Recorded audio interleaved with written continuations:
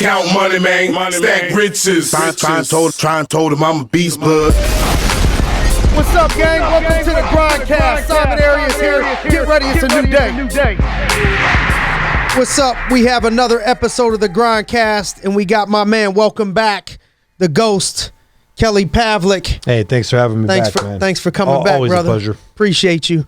And so let's get started. The first thing I wanted to dig into is what advice would you have for a kid out there that's listening, you know, maybe just getting started in boxing and you know, wants to be a world champ like you became.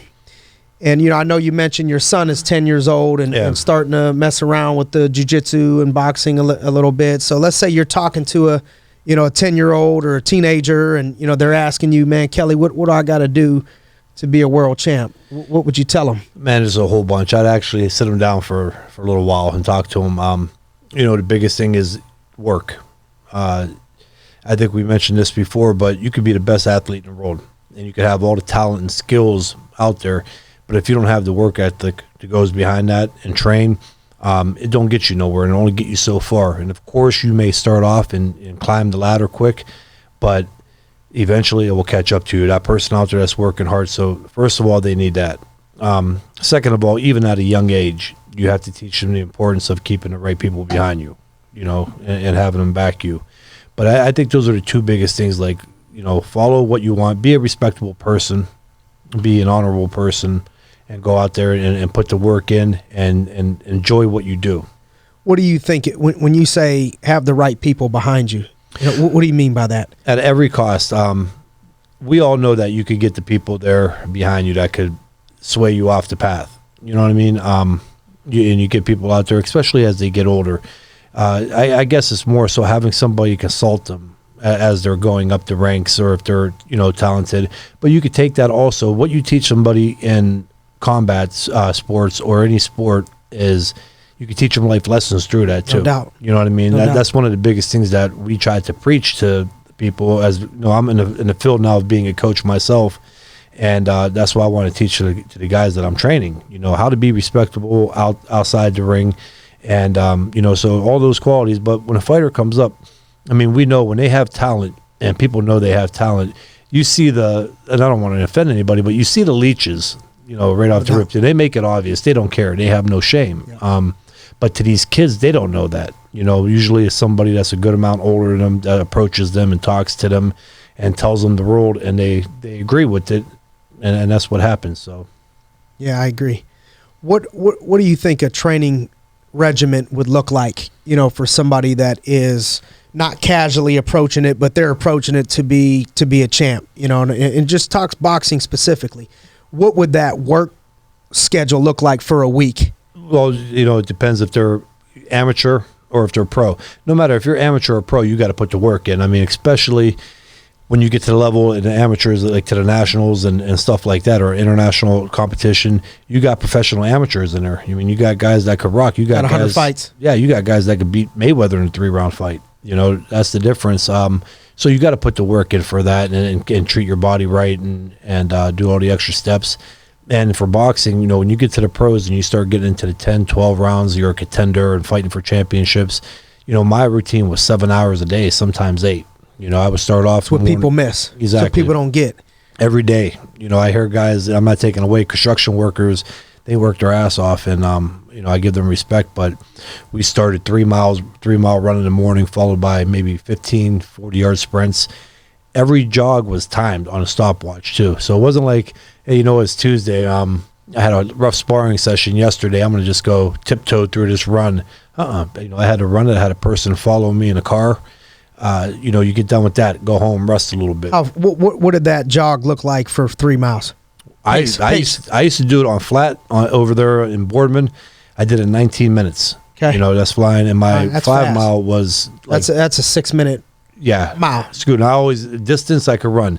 Now my 40 time was a little different. So, but I wasn't playing football. You don't need a 40 time. Yeah. But, you know, so we would do that. And, you know, I had long legs. I had to stride. But like I said, I had to run that. And if I didn't run it as fast, you know, you get hollered at. You have a guy behind you beeping the horn. We get done, take a little break. I would either go to Rocky's fitness center and lift weights, or go down to the Ironman warehouse and do strength training. I got done with that. You go back home, have a little bit more to eat because you're still watching your weight at that point.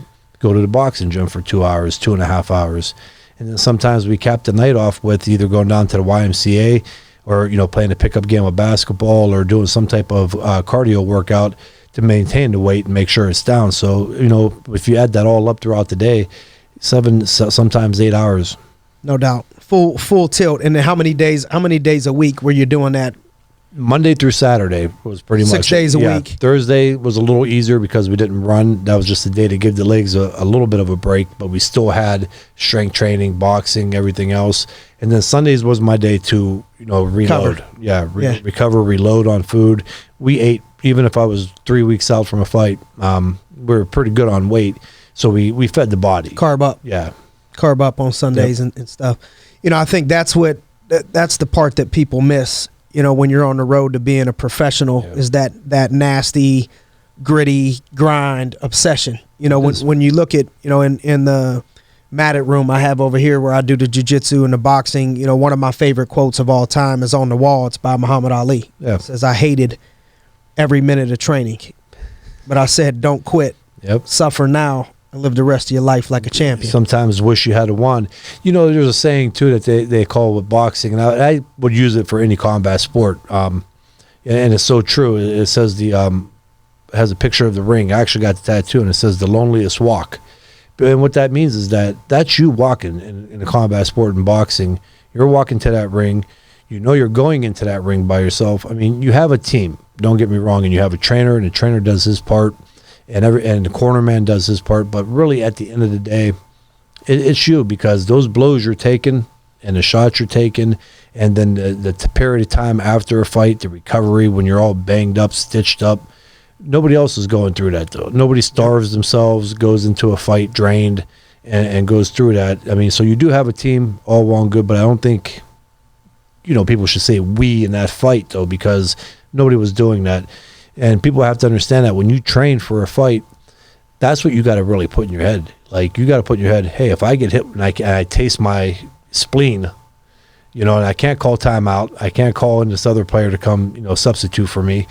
I got to either show that I didn't get hurt, and I got to fight through this. And if I get dropped and my brain's rattled, 2 rounds later, I got to get back up and keep fighting. And nobody else is. Your trainers, you can't go tag your trainer's hand and say, hey, go finish this fight for me. It's one of those things. And I think that some of these combat athletes have to, install in their brain, like, you have to train. You don't want that doubt when you're in that locker room or dressing room going out to that fight. The last thing in your mind is, am I ready for this? You want to say, if I lose this fight, it's going to be by luck. This guy's going to beat me by luck. I'm ready. I'm prepared. And that helps. No doubt. That's something that I think transfers over to business. I tell people that, I, from a sports standpoint, I was small. I played football small, started at Ursuline, went to college, played again small, 4-year starter again, 5'7". Those things helped me transition over into business. Just the amount of work that it took, the amount of drive and relentless discipline, all those things that you're talking about transfer over into success in no matter what it is, like you were talking about with the kids. Is there anything that stands out to you, now that maybe, in your 30s, I think you're my, somewhere around, we're the same age, I'm 36. Yeah. Maybe 10 years ago, you rewind the tape and look at is there anything that you're better at now, that whether it's personal life or, or whatever, anything you're better at now than you were 10 years ago that you could think of? Yeah, that's a really good question too. Yeah, I think there's a lot of things. As you get older, you get smarter. I would say one of the things that I noticed, like when I was in my late 20s and early 30s, if I wanted to do so, I was impatient. And the drive was good, and that's probably what got me a world title. But sometimes you have to learn how to kind of like step back and let a play go by you. I would jump on first instinct if I wanted this, that, make a decision that I thought was good. And maybe it's now I do it because I have my businesses. I'm operating 3 right now and in negotiation with a handful of other things. And it's kind of like you got to step back and say, just hold on a minute, like relax. let's look into this. There's been things that 10 years ago I would have said, yeah, let me do it. And right now I would have lost money on it if I would have done it. And I step back and say, no. I listen to my financial team on things. That's why I pay them and I hire them, because that's their job to steer me in the right direction also. So yeah, I would say that's one of the big things. Patience.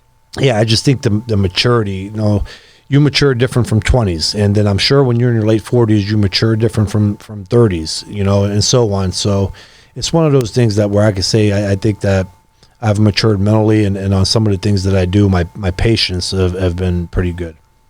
Love it. Yeah, same here. What anything stand out to you about, if you have a favorite, I know in football I could think back to favorite games that I had or favorite plays.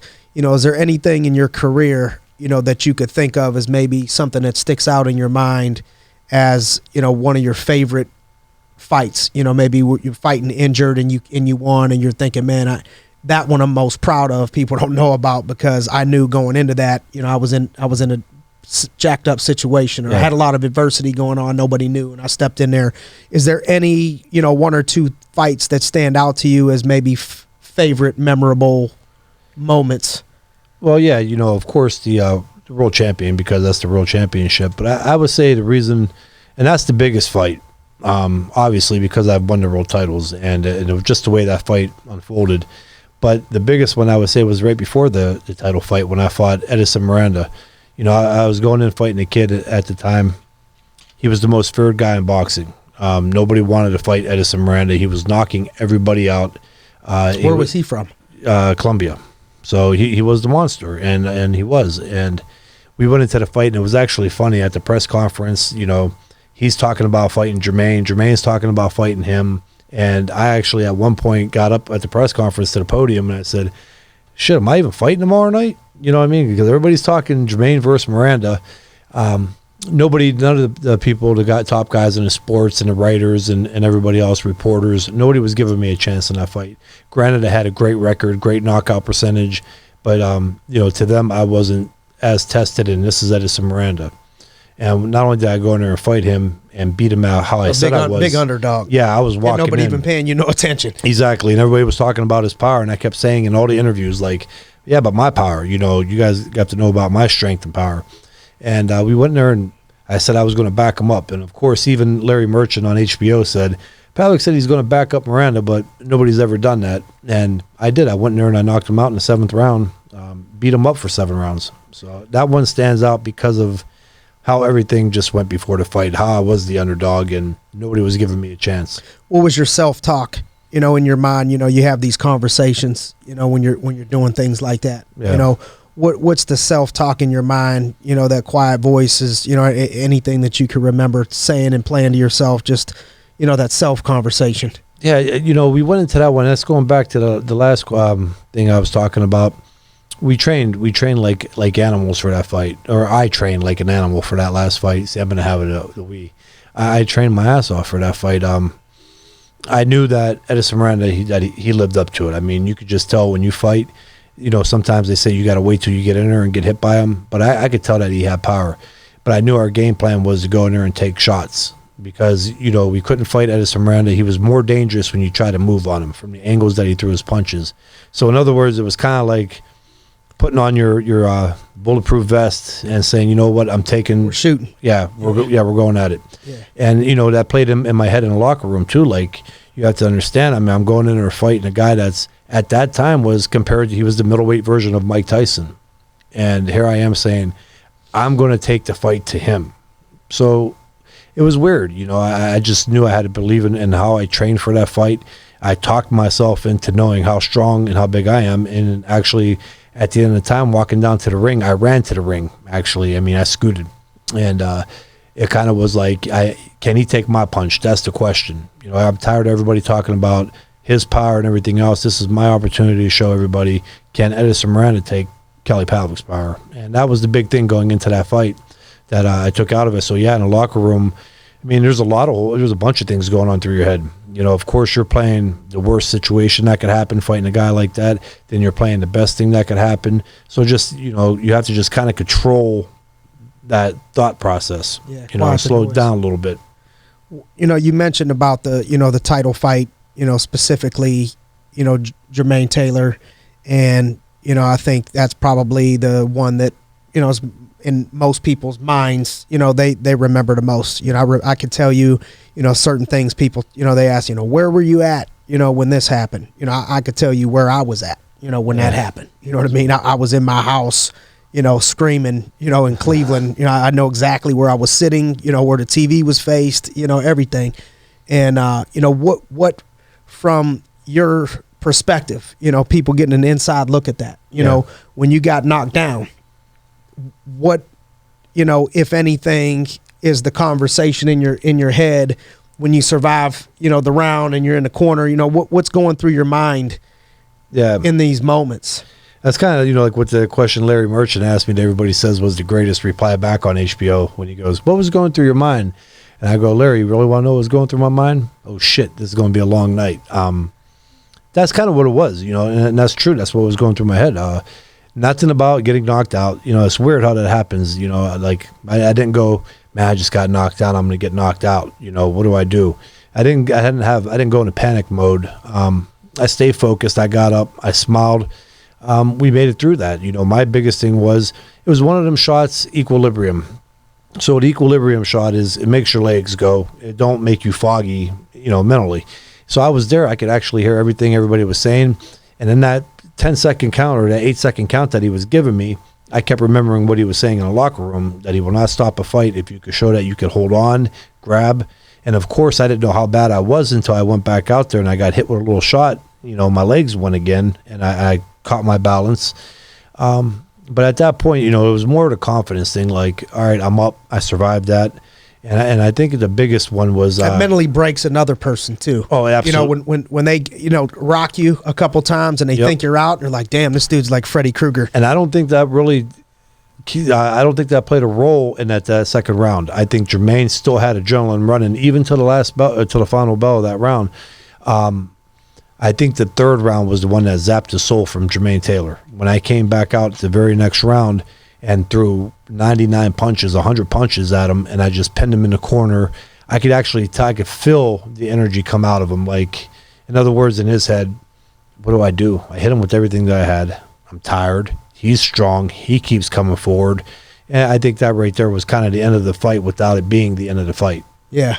So what was the emotion like afterwards? You know, what's the moments after that? You know, what are you thinking? Man, like you a know, dream? that's pretty much it. I mean, everything's just going so fast. Just everybody coming. I mean, the atmosphere that's there. Of course, after a fight, you know, I'm back. I'm doing doctor exams, physicals. You're doing a drug test to make sure no steroids. So you're a good hour after the fight is over in the locker room. Then after, you got the post-fight conference. So I didn't get back to the room till about 3 o'clock in the morning. Didn't sink in. Yeah, and it still didn't. Like, you're happy. You're excited. Yeah. You have an idea what why. What point did it hit you?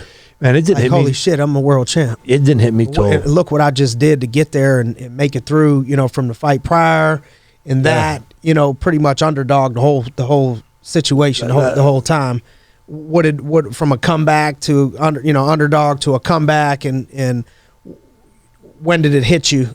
That's a really good question. I mean, it really is actually to a point till a couple years later. I mean, each week you do that, you were a champion, but there'd be times like a month after the fight, I walked past and my parents had my belts up on the shelves, and I would just look at them and go, damn, you know, those are mine. But it still didn't sink in. You know what I mean? It took time, and now, you know, obviously it's totally sunken in. But yeah, just because there's so much. I mean, that goes back into also maybe being somebody to talk to these kids once they won a title, because you got everything's changed. People coming at you from this angle, coming at you from that angle. Your focus still up here is, okay, I'll take care of this, I'll take care of that, but I got to train, I got to fight, you know, I got to keep these belts. Everybody likes the payday. Paydays quit coming in when you're not winning no more. So now you got a target on your back. You got to train harder than you ever did. So there's just so much, and then you got interviews, charity events. You have to go to Florida, to California, to this place.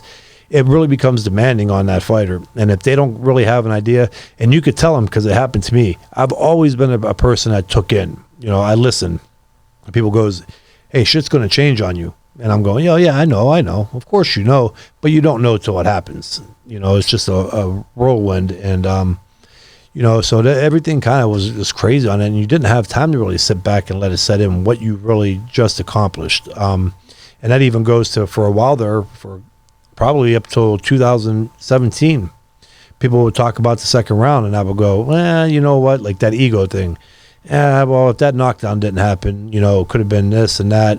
And now I look back at it, and that's only 2 years later. If it wasn't for that knockdown, that fight wouldn't have been one of the greatest middleweight fights. It was that knockdown, unfortunately, made the story. Made it. Yes, that's exactly. Life. That's it. That mirrors life, man. A lot of times people get knocked down in life, and that's what makes the whole story even better. That's what makes inspires that people. Rocky 6 quote that Rocky had. That makes that quote so big because it's true. You just ain't got to use it for boxing. You use it in life. Every aspect of life. I think that what you just said there could really be of value to a listener, no matter what they're doing, whether it's business or boxing or, whatever, you're going to get knocked down, and that's adversity, and it could be anything, whatever that adversity is. And it's about being able to rise and go above that. And when you rise and go above that, you can inspire a lot of people. You can motivate a lot of people, and it really becomes the background of what makes your story a story, and it makes it something that's even interesting to, it makes it different. Exactly. And so a lot of times people avoid those things, and those are the things that actually make the life more interesting to people. Exactly. Like they say, if you've never been knocked down, or if you haven't taken a loss or this, you never get experience. And it's true, because it's hard to go undefeated in certain things in sports, in combat sports. I mean, some of it is very rare. But life will beat you one way or another. It'll give you a handful of losses. You can't go undefeated. Not go undefeated in life. No. And it's all about how you deal with that. And it's true. I mean, you're going to get knocked down. And I always say, like, pull your head out of your butt. So what? Get up, shake it off, because you got a lot more to go. Yep. When you, I'll just give you an example. I look at, in college, being a captain in college. I started to rewind sometimes. I'd be sitting by myself thinking, man, like, damn, you shouldn't even be here. I remember, my house got shot up. I was locked up in juvenile. I walked off the practice field and quit one day, and came back the next day, and the coach, sat down and talked to me, and, I didn't quit, and I'm looking at like all these moments. My grandfather forced me to play football. I didn't want to play, football. Transitioning into high school, I was already hustling. I was living fast. So I was, everything an adult would be doing in 8th grade, I'm doing it all. Everything, everything good, you could bad, think of. Good, bad, in between. And I'm like, I don't want to give up my summers. I don't want to go do this. I'm over here, making money. Mm-hmm. And I got forced, literally forced to play. And I start rewinding things like, man, if that didn't happen, if this didn't happen, nobody saw this happen. Nobody saw this happen. And so now here we are. If it wasn't for these,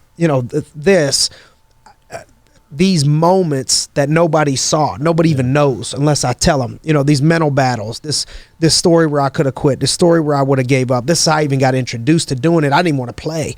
Is there anything, if you can rewind the tape in your mind, if there's like, you watch a movie and they hit the, all of a sudden that person goes from an adult to like, whoop, he's 11. You know what I mean?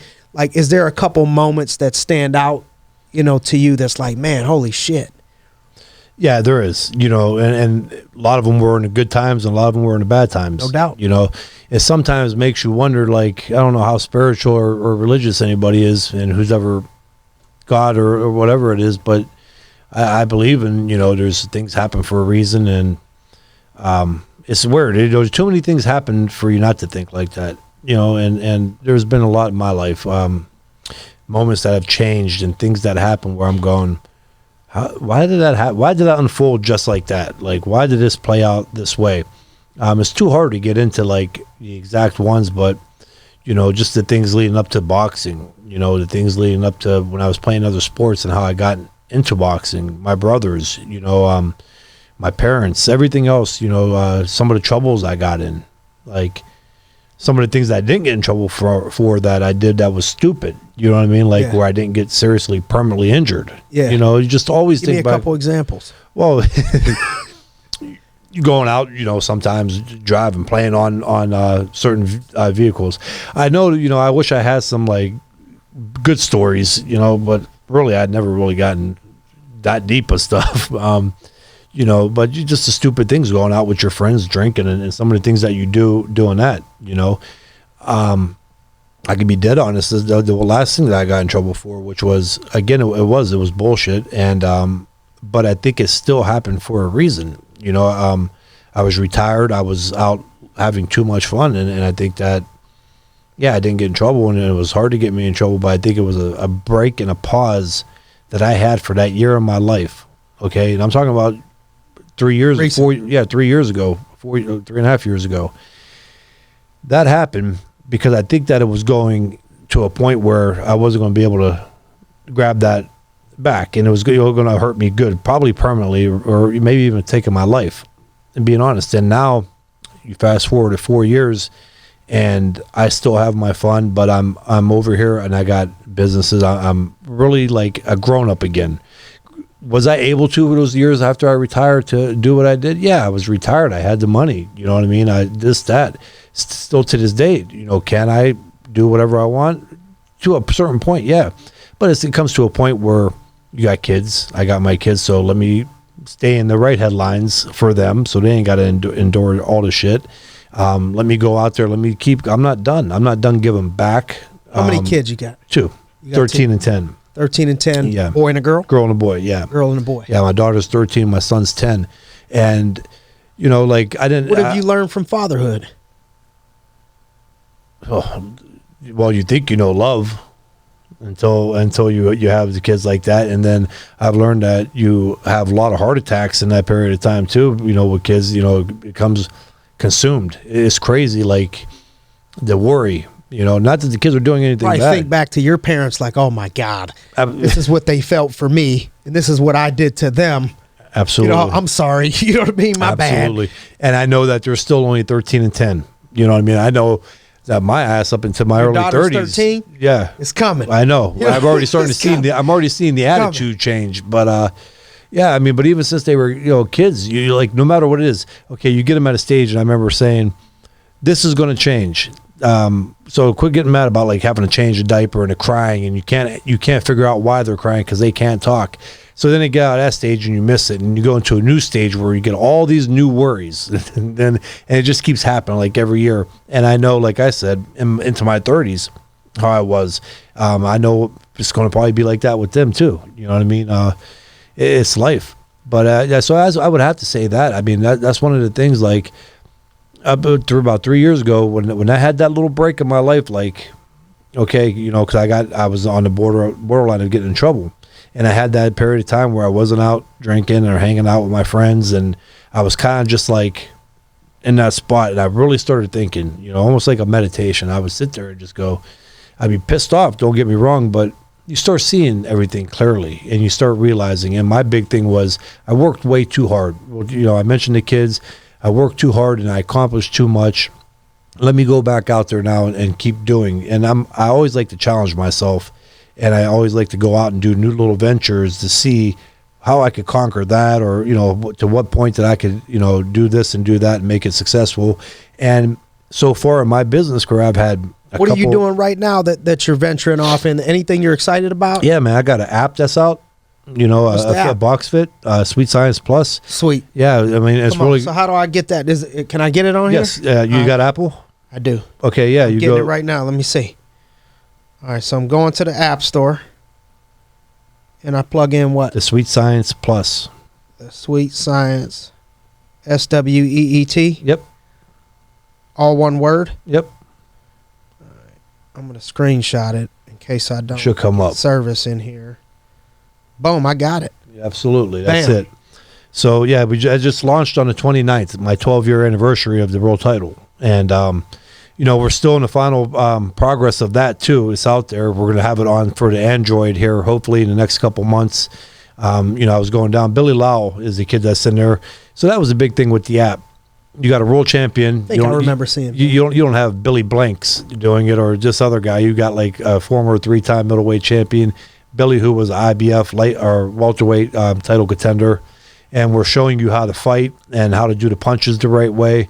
And then not only that, we got workouts in between, functional strength training for toning and getting strong, and then we have diet plans, meal prep. Love it. And not too many apps are out like that right now. So that's sweet. So doing that, obviously, Congrats. Thank you, man. I appreciate it. The gym in Columbiana, in process through the Kelly Pavlik charitable organization of opening a boxing gym. We still have that sports combine going on. That's just taking some time. You know where you want to do that, Jim? We're looking at Boardman area, very close to the Youngstown borderline. I want to open it up for everybody. I want, Poland, Struthers, Canfield, Boardman, Youngstown. I want everybody there. 18 and under would be free, no charge to them. Get them in there again. And honestly, there would be things like talks, and they'll have people come in and do inspirational speeches, and they're going to have strict things to follow. Of course, grades are going to have to be up. So it is let me know what I can do to help. Absolutely. I mean, even if you wanted to come in and talk one time to them guys, look how you look what you got going, man. You know what I mean? It's that's all the work that you put in. So that's where we're at now. I mean, so it's busy, and I'm all over. And there's a handful of other things that I really don't want to talk on because I don't want to jinx anything or anything fall through. Yep. But so it's busy, man. And sometimes, like, my wife will be like, I can tell you're in a good spot right now. Yeah, I can feel your spirit. Yeah, you know what I mean. Good. I hope. Yeah. Hope it's a good vibe. Yeah. So and it is stressful. Out and shit when you get home now, and you know what I mean. Maybe you look like a liar. What common myths? Hey Simon, look at TMZ, bud. Yeah. I'm like, oh no, I shouldn't have said nothing. Yep. All your fault. What's the any common myths you could think of about boxing?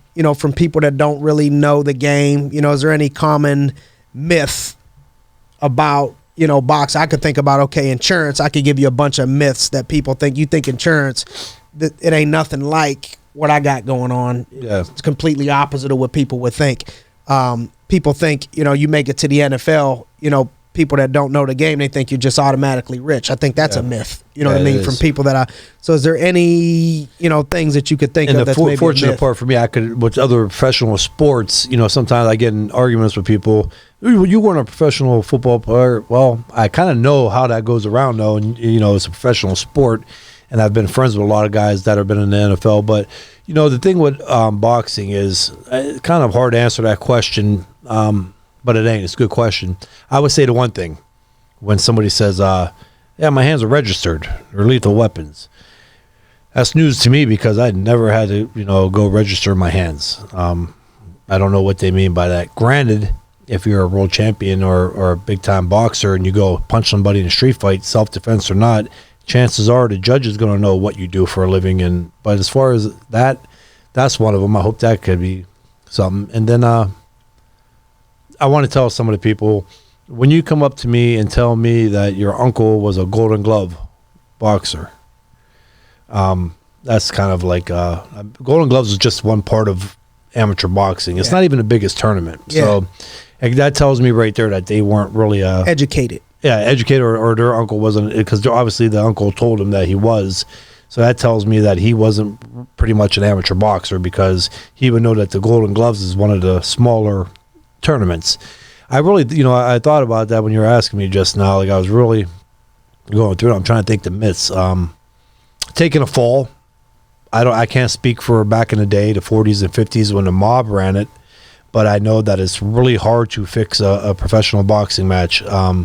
Things happen. You get hit with body shots. A guy goes down. It's not, sometimes he may stay down because he's afraid to get back up. So it's nothing to do with him, falling down and taking a paycheck, So that's that right there is kind of a myth. That should just debunk that right there. If anybody's going to do it, it's going to be somebody from Youngstown. You know what I mean? So exactly. If it didn't happen to you, brother, you know what I mean? Youngstown, we're forgiving. You know what I mean? Absolutely. I mean, hey, I ain't going to lie. It wasn't me in a Hopkins fight. It wasn't me at all. Not even 80% Kelly Pavlik. But I'll tell you what, man, for extra couple $100,000, if somebody had said, "Hey, throw this in there, Kel, go down for 12," I would have done it, man, because I was getting my ass whooped. So you know what I mean? Like, I'd have been thinking, okay, couple $100,000 might good way to get out of sounds this good one right now. So, yeah, you know, those are a couple of the myths. I'm sure there's a lot more. You know, if I sat back and really thought about it, but those are kind of the big ones right now. But you hit it on the head too. You know, people think just because somebody's a professional athlete that they got money.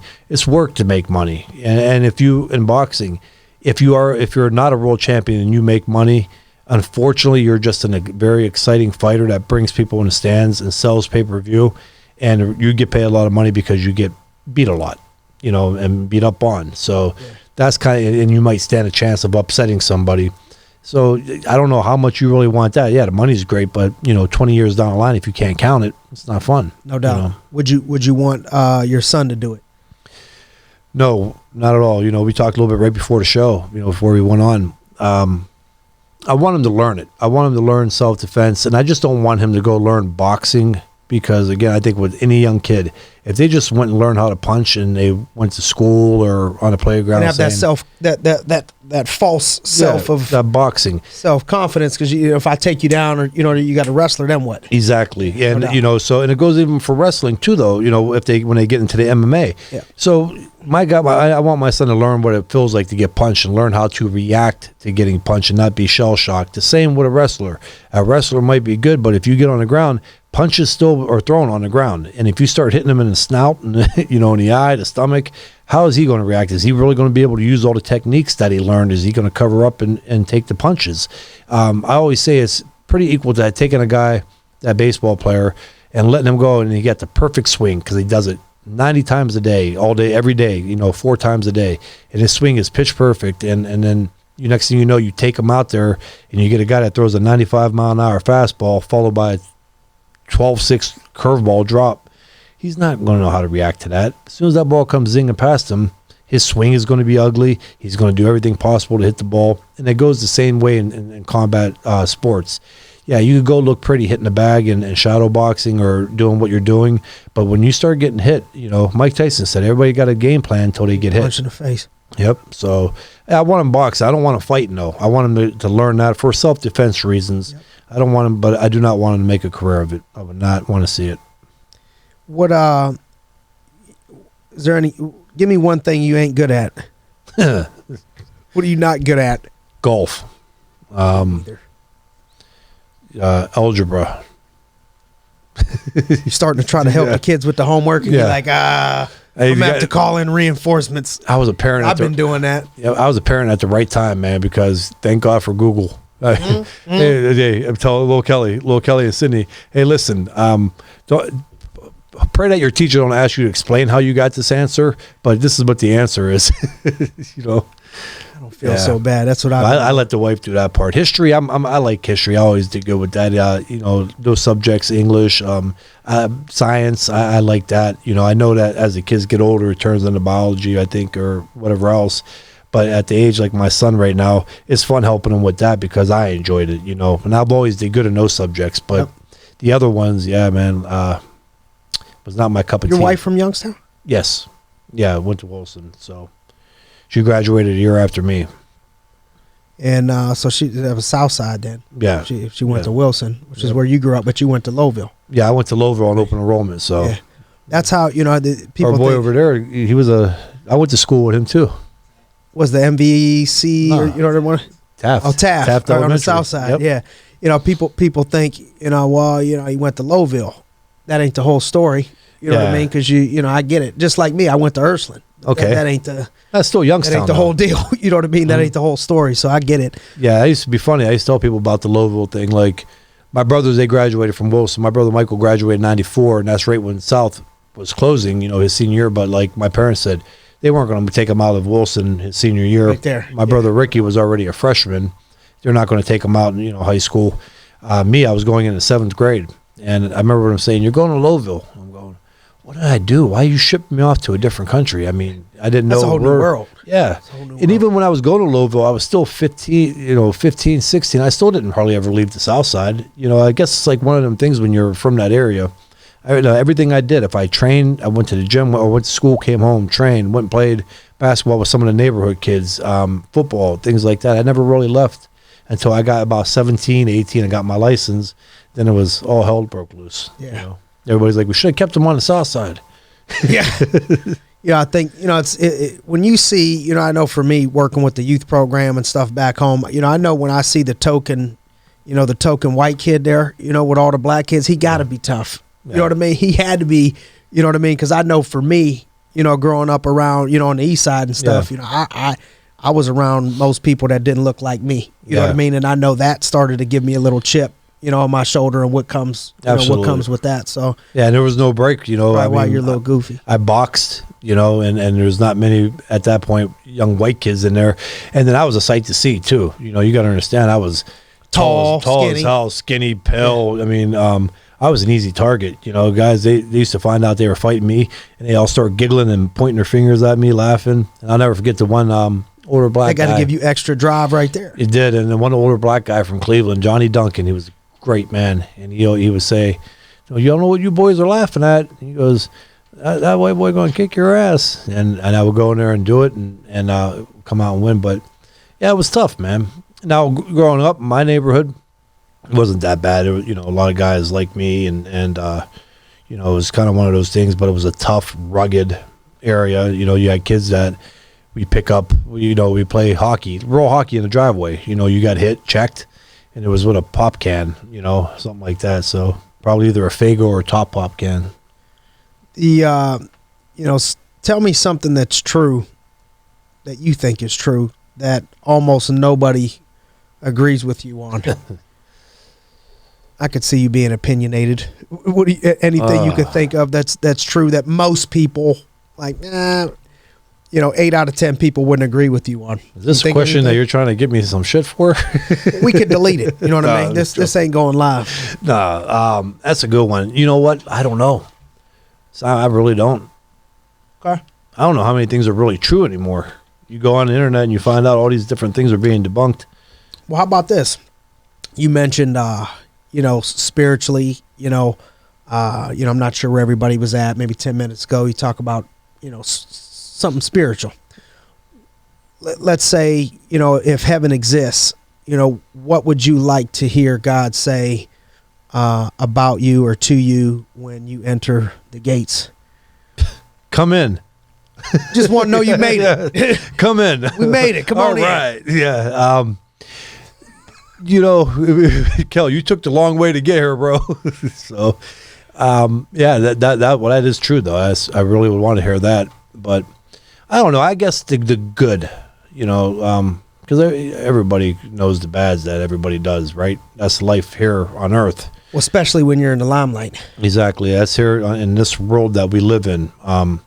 But I want, I guess if I make it that far, to them, I want to hear the good things too, though, because obviously we know if you're a spiritual or religious guy, the things you do, because usually at night you say the prayers and you ask for the forgiveness. So I really wouldn't want to hear about it, but I would like for them to realize the good that I did.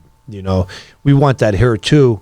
But me, I'm a type person, I do a lot of charitable work, but I keep it under the radar too, because I feel like if you go out there and you publicize, unfortunately, for the wrong reasons, a lot of times you got to put, because if you really want to do raise a lot of money for a certain cause, you have to get it out there. No doubt.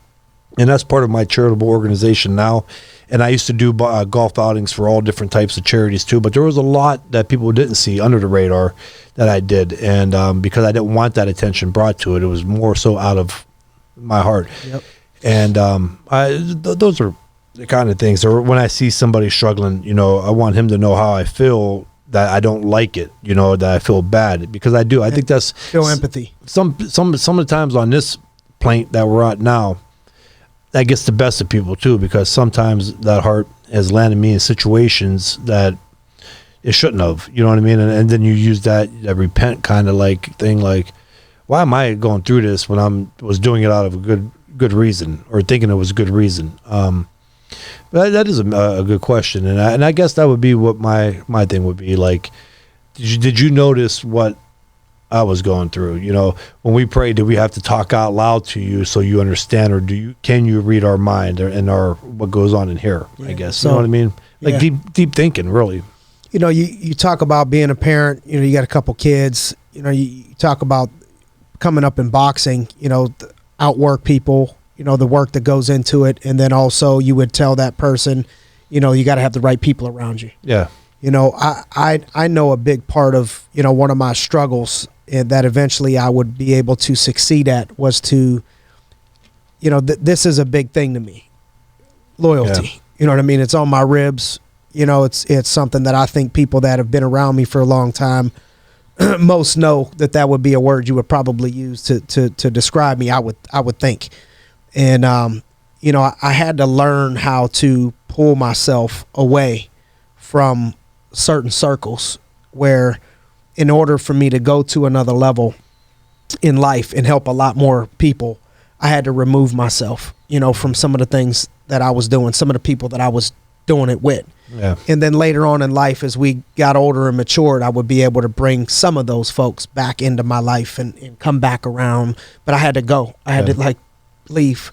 And, you know, what advice, you know, would you give to somebody, you know, that's young that way, that maybe grows up in an environment, you know, where it's rough and so you're hanging around a certain group of people and it's just a product of the environment, and then you start to make it. You know, you take off. How do you balance that? All right, like, I'm loyal. You know, I didn't forget who I am and where I come from, but I can't keep doing this, or it's going. And we ain't gonna. I can't help nobody because it's gonna jack me up. That's another really good question, and there's so many ways. So, what advice do you give to somebody? And there's so many ways to answer that too. First of all, I guess the question is, to what extent is your loyalty? Where do you draw the line on loyalty? I think sometimes that because you don't do something don't mean it's not loyalty. Why should you endure or go through or be put away or ruin your life because one of another person that you said you're going to be loyal for, but they're going out being a derelict? Best word to use, I guess. You know what I mean? Like, not caring. They don't have your interest at heart. They don't. Ooh, good catch. You know, they're not doing it. So where do you draw the line? Because you can still be loyal. You can be a loyal person. And like you said, but, you know, when you got to better yourself, you have to better yourself. So that way you can reach out and better a lot more people than just this one group, right? I mean, I think that's what a lot of people want to do. I know that's how you are. So if you just stay committed to this small group, and this is what I would tell a young kid, chances are these people you're being loyal to at the beginning, because they say surround yourself with good people, but it's impossible to go your entire lifetime without being around somebody tugging at your shirt to bring you down. And no matter how successful you are, I can guarantee right now Bill Gates still got one guy floating around in there that's, you know, he's just like that Bill, guy. you know, I'm your dog. Yeah, you know, I mean? Hey, homie, you know, and I'm sure Bill Gates kept him around, right? Because we all do. I mean, that's just how it is. But I guess it's like, where do you end it, though? Do you keep all of them around? You know, I've had my fair share, and I don't care if they're out there now. I've had a deep conversation. You know, I've had a lot of public and private conversations with Maurice about this. Yeah. To where he's like, you know, I take ownership over what I've done, but a lot of it is like, out of the loyalty stuff, I got myself mixed up. Absolutely. And you don't know, and then you're afraid, you know, because athletes and even fighters, we got hearts too. Like, we don't want to hurt this guy's feeling. We don't want to act like we're too good. But, you know, you eventually, and that's one of my biggest things that I'm still working on, you know, right now, is that, like, learning to say no. You know, it's probably hard for you too, man, because you're right there. You are, and it's different if you live in California. Mm-hmm. You know what I mean? But you're right in Youngstown. Exactly. Everybody, you know what I mean? Yep. And if you do know, if you say this, if you say that, oh, he thinks he's too good. You're too good. You're an a-hole. So especially when you're in a rebuilding process, and so I would say, like, you know, you're going to have that. Like, you could be a loyal person. It don't mean that you have to throw your life away or go through hell because you're loyal. People should respect the fact that if you don't want to be involved with this and they're trying to drag you that way and you don't like they're not supporting that. They ain't loyal to you. Yeah, so they don't deserve your loyalty. You know what I mean? And that's the thing, you know, going back on that, because you're going to have those guys around. And you know what? Sometimes those people that could that are there that shouldn't be. So they're fun. They're fun to be around. They may make you laugh more so than a guy who's actually going to get your business account up higher. Right. But they're just fun. You're comfortable around them. But you have to watch them. You have to just keep the right people around you for the most part. Loyalty, I mean, it's like, where do you draw the line on loyalty, I guess? If somebody, my word would be, if somebody is, you feel like somebody's not out for your best interest, screw the loyalty. You have to get rid of them. It's not that you're not loyal no more. It's just that you're being smart and you're trying to be successful and you want to be able to help out to others. You want to live your life the way you can, because one choice could really change an entire lifetime. Absolutely. That one split second that you can never get back can be a big difference, and that could come down because of the loyalty that I listen to a guy's for leadership stuff. His name's John Maxwell. John Maxwell says you can't get to the top on accident. That's got to be intentional. Mm-hmm. It's a climb, it's a grind. Yep. But you could fall off the top of a mountain on accident. You could climb up a mountain. That has to be intentional. But to fall off, that can be on accident. You ain't watching where you're stepping, you can fall down. You know what I mean? Very true. And that's how I would describe that. Picking up, we talked about in order to win, you got to have failures. Nobody goes undefeated in life. Can you talk about, what do you think was maybe a moment where you've had maybe your biggest failure, and what did you learn from that? Man, there was a handful of them actually, man. We could go into far as businesses, but even just personal. I mean, I guess going out and living the way I was there for a while. I mean, we got to be realistic on it. Innocent stuff, but what was I really doing? What I could Some do? Some people might not know. You know what I mean? Like I'm so focused on positive. Yeah. And like I don't just vibe. I don't judge what's in the papers. You know what I mean, or none of that. I'm probably halfway removed from like I don't even know what you were doing. Yeah, exactly. So mine would have been the going out with the friends and the gallivanting, the having fun, drinking and things like that. And there was a lot of things that were getting lost. I was losing touch with. And especially after I retired, I guess the ego. Hey, I'm 30 years old, I'm retired, I'm gonna go do this, screw them, and I still, to the point, the animosity, when you hear people talk and say stuff, it's that you get that animosity still, like, who the hell are you to really, if anybody has the right to be here, if I want to do a headstand with the nozzle up my butt, I have the right to do it, more so than you. But have you done that? No, absolutely not. I'm not even, if I was that flexible, I probably would have, if I had it in me.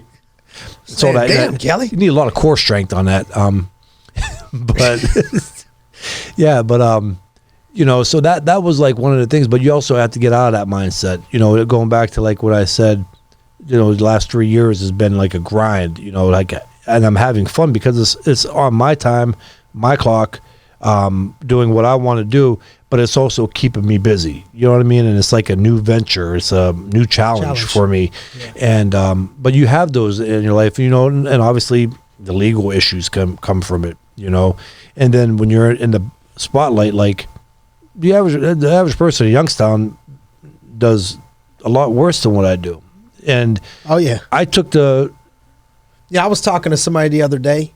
I look back at what I was doing as a kid. And I mean, around here where I live now, I would have been the worst kid in a 1 hour radius. Yeah. I mean, in Youngstown, not as bad. Oh, it's all right. Like, oh, you sold some dope. You know what I mean? All right, you got street cred carried too. A gun. It's like, oh, he ain't even that bad. It's like, the average person in that environment over there, what you're doing is nothing. It's peanuts, but you're in the limelight. It's just not a Youngstown thing. I mean, that right there is a street cred thing. You're one of the guys. Mine it ain't, and I'm not. This has nothing to do with like excuses or like poor me pity party for Kelly. It's not. But through this, I still feel that way to a certain point. But at the same time, you got to step aside and say, but are you living your best, Kel? Okay, yeah. Like screw what they're saying. Are you doing what you should be doing? And taking ownership. Yeah, and that's yourself. Yes, not because of what somebody else got to say, but just looking yourself in the mirror and saying, "Am I doing what I need to be doing. Yeah, like can I be at a better place? Can I be doing better? Best version of yourself. Absolutely, I could be, and that's why it has gone this route now the last couple of years, and I'm enjoying it. I mean, it's stressful sometimes, and it gets I get spread a little thin, but again, I'm still able to commit time to my family, and some of these things I'm learning the patience because they take time to come about, and so that's where I'm at. I mean, yeah, some of them things like that, you go back even into the career, there's so many when you get involved in a career like that. There's so many things, and it's just really hard to pinpoint certain things to pick out. But from just recently, that stands out to me, that would be the last 3 years. Wrapping up, who would you say were the 3 most influential people in your life, and what did you pull from them? Man, there was a lot of influential people in my life, and especially at certain periods. It's weird where people come into your life. It's like they come in where they're needed. But I would say probably right now, I'm going to have to list more than 3, but they're all tied. Go ahead, rip it. My parents. What my dad and my mom had done for me, and God bless my mom. What did you learn from each one of them? How to stay the course, stay the line. You know what I mean? They instill, I think that's where the heart comes from. You know what I mean? Wanting to help people and stuff like that. My dad was always on me about, and still to this day, I'm 37. My dad's still like I'm 12. You know what I mean? If I make a certain decision, that's where I learned like that respect. Listen to him. Take in what he's saying. Quit being stubborn and hard-headed. That my dad, my parents, with my career, they supported me. Sometimes that's all you need. If you got that backing that you need.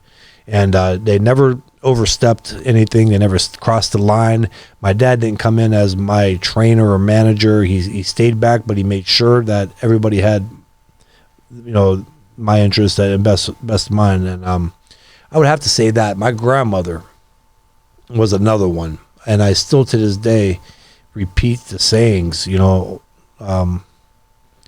was amazing. My grandma Stella, she just say things and tell you those little one-liners. Mom or dad's? Dad's mom. Yeah. All right. Where does she live? Italian lady. She grew up on the south side down on Taft Avenue, and she just had those one sayings that, it's always say, like, the older you get, the smarter your parents or grandparents get. Like, I was 18, even though I knew my dad was right, and I was getting ready to go out, I'd be like, man, you're stupid. You're the dumbest person in the world. And then, I get to 37, I'm going, how the hell did he become a genius that quick? He didn't even go to school. You know what I mean? Like, they do become smarter because you mature. Yeah. My grandma was a big part of it, a big influence. My wife, I've been with her. What did you learn from your grandma? Those one-liners, it's I can't really explain. Like, when you think things are bad, everybody's got it worse than you. Yeah. If simple things in life, don't mess with it. If you don't know what you're doing, don't mess with it. But she'd always talk to me. It's hard. It's really to this day hard to pick up. I just remember sitting at her table because she lived close, and we would walk down. Even at 15, 16, I would just walk a 3-minute walk to her house. She'd come over. She always wanted the best for me. My kids, things I do with my kids to this day, my grandma, along with my parents, was there for me. My brothers played a big part in my success and backing my wife. I was with her. I started dating her maybe 4 fights into my career, so she was there from the very beginning. Been there the whole run. Yeah, the whole thing. Yeah, till now. I've been retired 7 years. It's just one of those things. There's so many people, but yeah, those 3 stand out. My parents, my grandmother, my brothers would be tied with her. I had a buddy that actually lived right across the street. He's a brother to me, Louis Alessio. He's the one that actually got me into boxing because his parents were a lot older at the time, and his dad fought back in the 40s. And just going down in his basement, grabbing them gloves out, taking the old cooking timer, putting it on 3, putting Vaseline on us, and I would get my ass whooped when I was the youngest, and I would have to go home and say I got it from playing football. All those people played a big role and were a big influence, and I'm still to this day, Louis has been in the service now for 22 years, and I still talk. We're like family. He's hopefully moving back to Ohio when he retires next year. Those people like that, those are all the ones that really played a big role. Nothing ever really mattered. People talked, and people came up to me and said things, and I would listen, and I would kind of use it, but what those people that I mentioned said, everything that they thought or said is what really mattered too. So it's kind of like when you know how much they cared about you. Exactly. So when you know they got your back, you know, and they're there to help you, that's an influence, because you take their word to heart, you listen to them, and because you know, chances are, out of anybody, those are the ones that are steering you in the right direction. And you know, my dad to this day, you know, I always listen to him. If I have, or my wife, I always bring stuff to her. So those would be the people that really had a big influence on my career, and I believe about the same. Love it. Thanks. Where could people connect with you if they're trying to follow you, or you know, your journey? And you know, I think we got the app, you know, down.